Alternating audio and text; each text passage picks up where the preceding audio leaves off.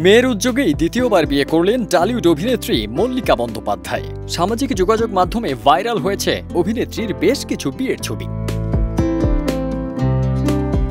গত ২৪ জানুয়ারি ভোরে গায়ে হলুদের পর রাতেই বিয়ের পিঁড়িতে বসেন মল্লিকা। পাত্র রুদ্রজিৎ রায় পেশায় একজন চিকিৎসক, পাশাপাশি টলিউডে পরিচালক হিসেবেও দীর্ঘদিন কাজ করছেন। জানা যায়, করোনাকালীন সময়ে প্রথম পরিচয় হয় রুদ্র ও মল্লিকার। ওই সময় মল্লিকা ও তার মেয়ে গরিমার চিকিৎসক ছিলেন রুদ্র। এরপর একটি অনুষ্ঠানে আলাপ গাঢ় হয় এই জুটির, যা শেষ পর্যন্ত গড়ায় প্রেমের সম্পর্কে।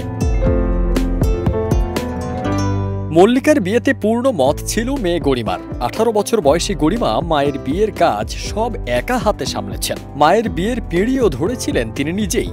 বিয়ের পুরো সময় উচ্ছ্বসিত ছিলেন মল্লিকা ও মেয়ে গরিমা। গায়ে হলুদ থেকে শুরু করে বিয়ের বিশেষ মুহূর্ত পর্যন্ত নাচে গানে মেতেছিলেন তারা। বিয়ের পর অনুভূতি প্রকাশ করে ভারতীয় সংবাদ মাধ্যম হিন্দুস্তান টাইমসকে মল্লিকা বলেন, মেয়ের ইচ্ছেতেই বিয়ে করলাম। রুদ্রর সঙ্গে গরিমার বেশ ভাব। এখন ওদের দুজনকে কথা বলতে দেখলে কেউ ধরতেই পারবে না যে রুদ্র গরিমার বাবা নন। মল্লিকা আরও বলেন, সম্পর্কের প্রতি বিশ্বাস উঠে গিয়েছিল, কিন্তু সে বিশ্বাস ফিরে পাই রুদ্রর কাছে। ওর অসম্ভব ধৈর্য, যে কারণে কখনো হাল ছাড়িনি। ওর এ গুণটাই বেশি আকর্ষণ করেছে আমাকে। 15 বছর আগে প্রথম বিয়ে করেন মল্লিকা।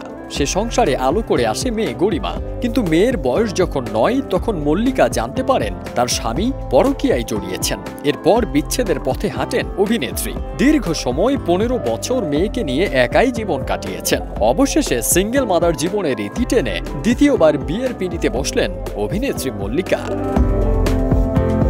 ফারদিন সানি, দেশ রূপান্তর।